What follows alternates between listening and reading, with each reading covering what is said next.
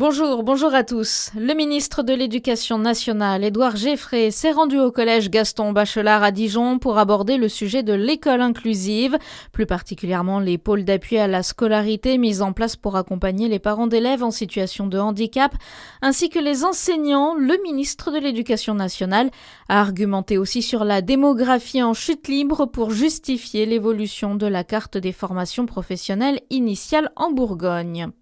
Le projet de loi pour interdire les réseaux sociaux avant 15 ans pourrait être débattu début 2026. Le texte est prêt, assure la ministre du Numérique dans un entretien aux Parisiens. Tout dépendra des discussions sur le budget qui vont se prolonger au mois de janvier après l'échec hier de la commission mixte paritaire. C'est une première en France. Le maire de Chalon-sur-Saône peut dès aujourd'hui ordonner la fermeture temporaire de commerces de vente à emporter dont l'activité porte atteinte à la tranquillité publique. Une délégation exceptionnelle accordée par le préfet de Saône-et-Loire pour répondre à la hausse des nuisances constatées en centre-ville. Contre la solitude des aînés à Noël, les petits frères des pauvres appellent aux rencontres solidaires et des petits gestes pour que les fêtes de fin d'année ne riment pas avec isolement et solitude pour nos aînés. Plusieurs événements sont organisés dans la région. À Lons-le-Saunier, une dizaine de personnes partageront un déjeuner convivial dans un restaurant de la ville le 14 décembre.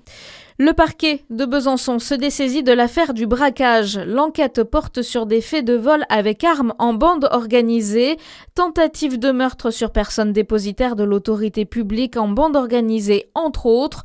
Le parquet de Besançon s'est dessaisi au profit de la juridiction interrégionale spécialisée de Nancy.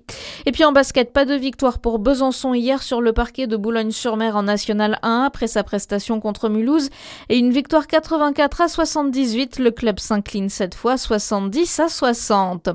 Bonne journée sur Fréquence Plus.